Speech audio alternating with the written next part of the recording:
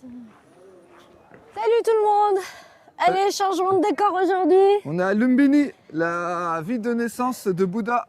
Voilà, donc on est arrivé, on vous a épargné le transport qui était assez long et fastidieux. Ouais, c'était encore chaotique. C'est de pire en pire. Les transports, pour faire 200 km, c'est une journée, quoi. Ouais. Donc, les transports ici, c'est vraiment un problème.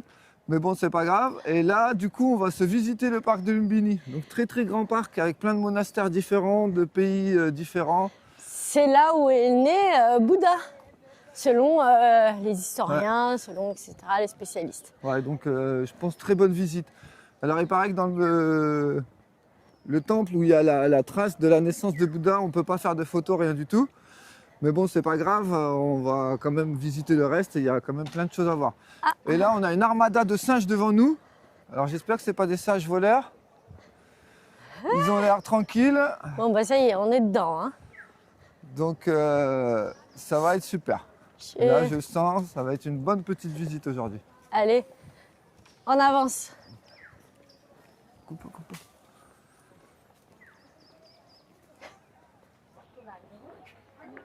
On va se prendre le ticket. Donc là, les prix, c'est 700 pour nous. Et les Népalis, c'est 20. C'est 30 fois plus cher, quoi. Namasté.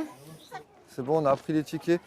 Donc là, il est 7h30 du matin et il y a déjà beaucoup de monde. Alors, donc si vous voulez être tranquille, ça ouvre à 6h du matin. On pensait qu'il n'y allait pas avoir beaucoup de monde, mais alors j'imagine le monde qu'il doit y avoir à partir de 10h, ça doit être fou. Ça doit être fou. Après, il faut savoir que vous pouvez rester sur place, hein, puisqu'il y a des, comme vous l'avez vu, il y a des passes pour 12 jours, jusqu'à 12 jours. Ouais, c'est des passes de méditation, donc je ne sais pas vraiment ce que ça inclut. Je pense qu'on doit sortir ou rentrer sur plusieurs jours. Namasté. Donc voilà, allez, on va rentrer dans le temple principal. Mais on n'a pas le droit de filmer, donc on va rentrer. Katimini. On ne sait pas où on va rentrer. Donc voilà, on commence à pénétrer dans l'endroit où il y a le fameux temple. Donc j'ai l'impression qu'on a le droit avec les portables, je sais pas, je fais comme tout le monde, hein, tout le monde filme, donc on filme aussi nous. Bon, après à l'intérieur, je pense pas qu'on ait le droit, et puis ils nous ont fait mettre la GoPro dans un coffre. Dans un coffre. Comme à Douraï. Donc voilà, on va rentrer là-dedans. Si c'est la réalité, vas-y. Vous vous rendez compte si c'est la réalité de savoir que Bouddha serait né ici, parce qu'on sait qu'il y a une petite pierre et une stèle haute du temps du roi Rama qui affirme que Bouddha est né Tu vois qu'ils ont construit un bâtiment sur les anciennes ruines en fait. Hein.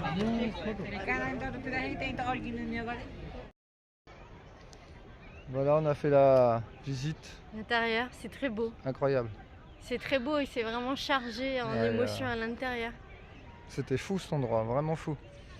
Puis avec tous les moines en train de prier autour et tout ça, c'est... Je vous donne un petit peu l'idée, vous avez au centre, donc on a la pierre où Bouddha est né, donc la Bouddha pierre. Il y a un morceau caché comme l'arbre sacré, où sa maman s'est accrochée à une branche pour pouvoir accoucher. Vous avez quelques morceaux de ruines comme ça à l'intérieur.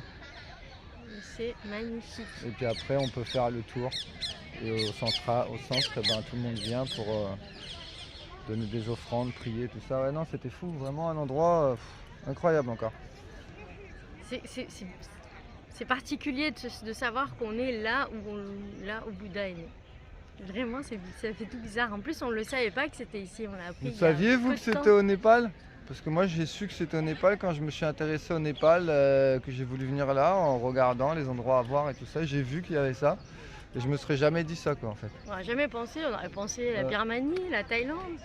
Je t'ai jamais posé la question et là la réponse elle est évidente. Et là du coup, après d'ici, il part en Inde. On va vous raconter un peu l'histoire de toute façon. Là, on va avancer un peu et puis... Et c'est parti. On vous dit tout ça.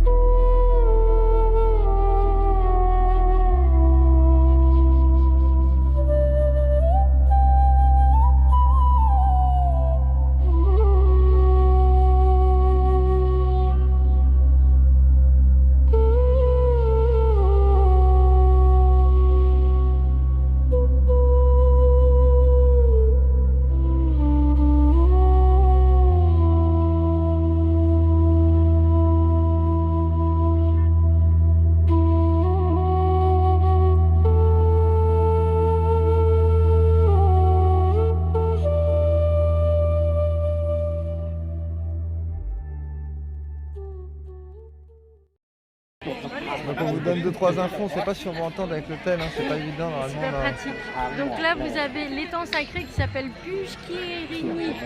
Donc son histoire à lui, c'est que la reine Maya s'est baignée à l'intérieur juste avant de donner naissance à Bouddha, qui s'appelle Gautama Siddhartha, de son vrai nom. son vrai nom. Voilà. Bouddha.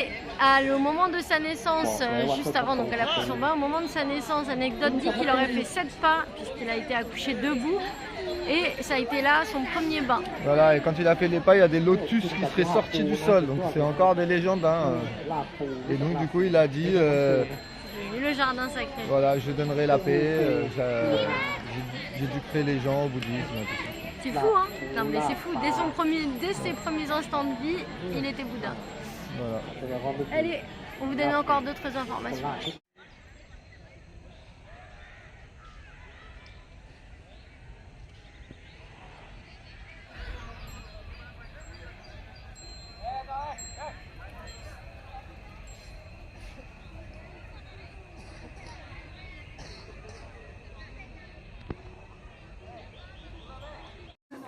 Bon c'est bon, on a récupéré notre GoPro. Et là on se dirige, comment ça s'appelle? On se dirige vers la statue dorée de Bouddha quand il était enfant. Ah là, celle-là on la connaissait pas celle-là. On va aller la voir. Donc là on se balade un peu dans le parc. C'est déjà... On sent déjà la chaleur différente de ce matin. Il fait vraiment bon pour l'instant.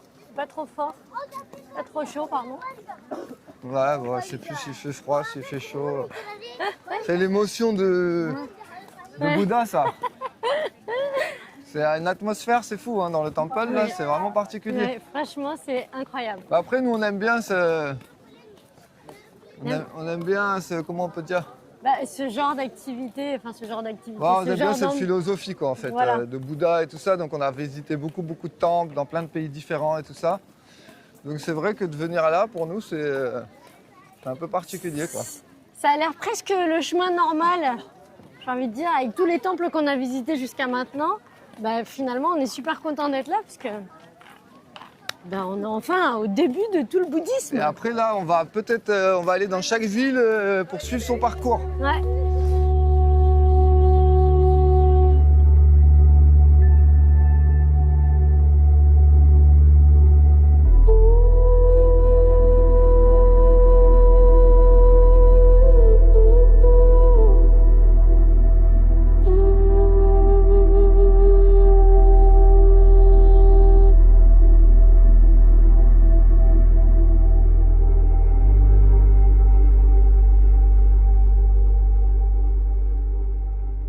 Allez, on va vous raconter un peu l'histoire de Bouddha.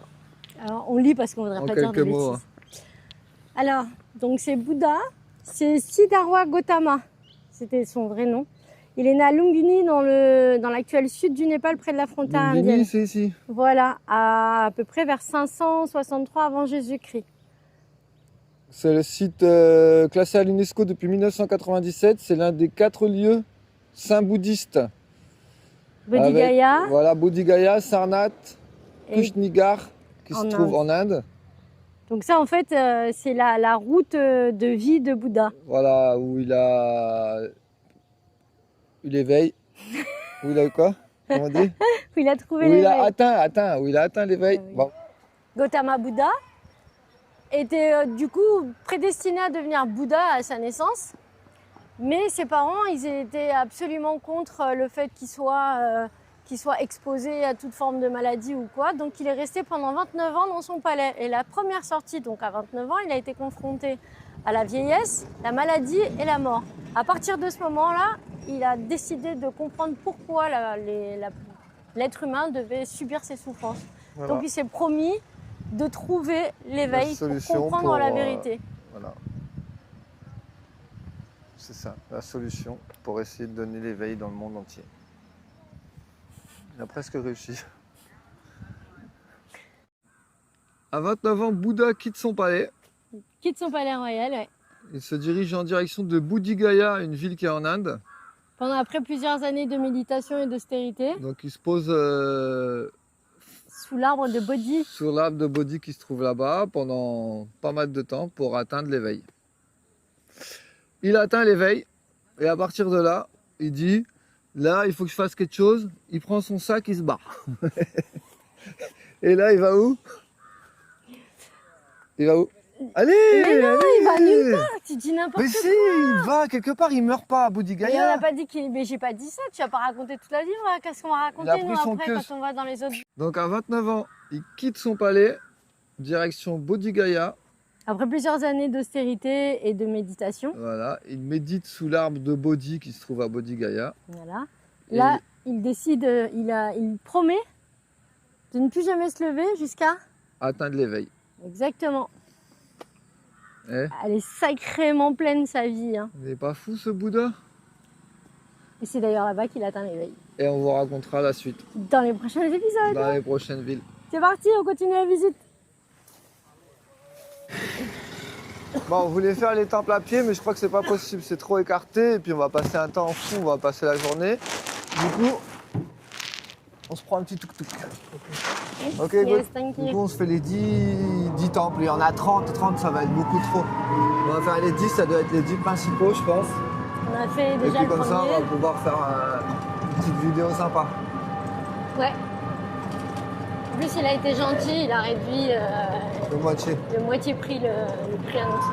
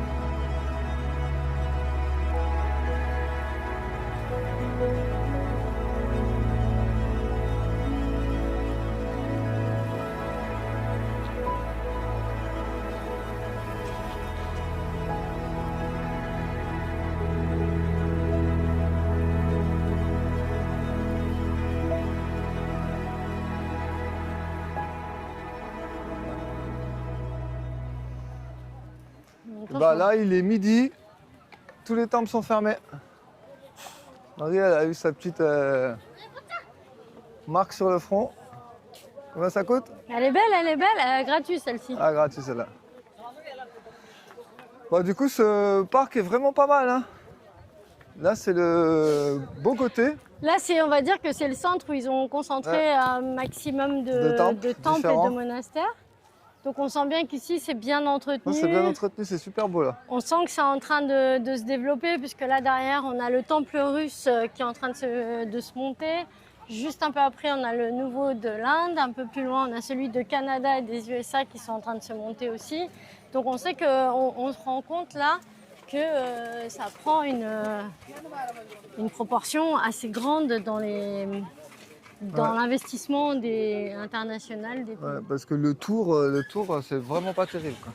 Mais bon, vu le nombre de pays qu'il y a dans le monde, je pense qu'ils n'ont pas fini de développer cet endroit. Ouais, bah, Puis on tout le ça répète, temple. hein. Alors il y a même les germaniques, il y a les français, donc tout le monde veut son temple. Je comprends Après, pas trop l'histoire, mais On le répète, hein, il est là que depuis 1996, donc franchement ça va, il y a quand même une belle évolution. Puis on voit que ça reste très neuf dans l'idée. là les temples sont beaux en tout cas. Ouais, c'est joli, franchement.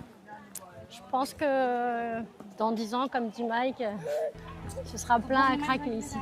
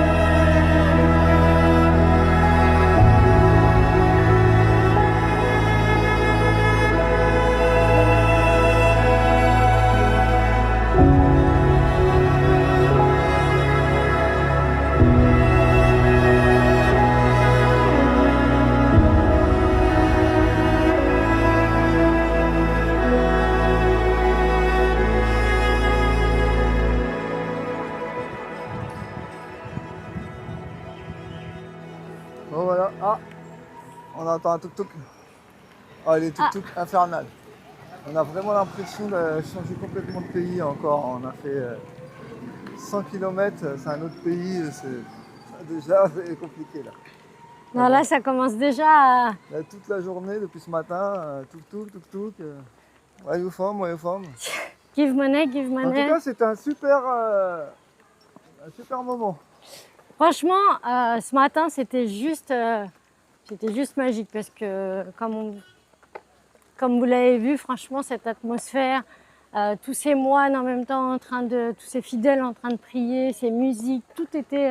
Ouais, le premier endroit est vraiment fou. Ouais, c'était vraiment... c'était spectaculaire quand même. C'était franchement très beau. Après, tout le reste, bon, c'est sympa aussi. C'est l'histoire de découvrir un petit peu quelques temples de pays différents. Ouais. Bon, les points négatifs, c'est très sale.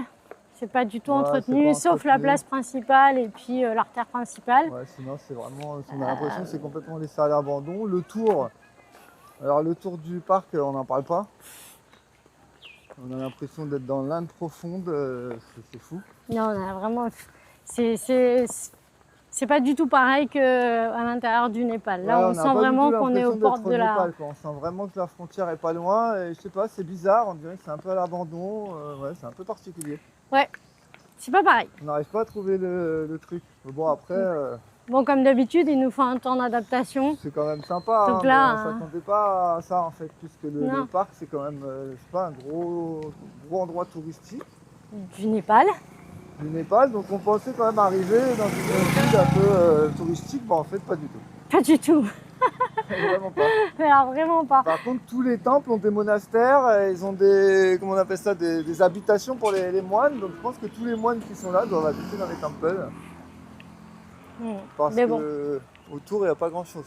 Bon, ceci dit, ils sont en plein travaux parce que on le voit, hein, toutes les routes commencent à être goudronnées. Ouais, ça commence à être goudronné, je pense que ça va donner quelque chose de très très beau, Il y a mais pas là, mal on de n'est pas dans la travaux, meilleure période. On est dans la période des travaux, et puis voilà. Mais en tout cas, c'était super. Bonne expérience, bon endroit à voir. Allez, on va continuer un petit peu. C'était le petit aparté. Petit aparté. Oui.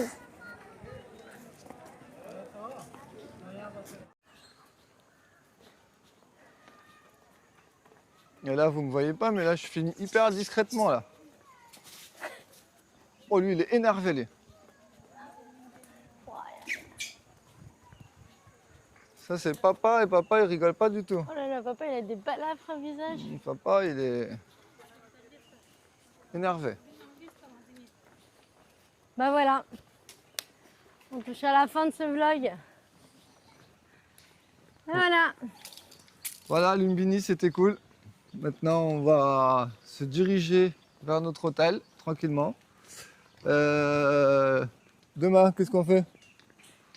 On sait pas. Demain, on sait pas. On va se retrouver à côté, je pense, parce qu'il faut parler des visas, non? Ouais. Allez, on va vous parler des visas, tiens. Là, on est sur le point de reprendre un visa pour rentrer en Inde, puisque vous le savez, on a la frontière de l'Inde. On pensait que Lumbini, ce serait un peu plus grand à visiter, etc., ce qui n'est pas le cas. Donc, en fait, on va aller dans une petite ville à côté, qu'on va essayer de découvrir avec vous, juste avant de passer la frontière de Sonoli. Voilà, frontière Sonoli, Népal, Inde. Et après, Gorakhpur. Allez, bon, bah ça y est, vous savez Ouais, tout. Gorakhpur, normalement, on sait pas trop, on va voir.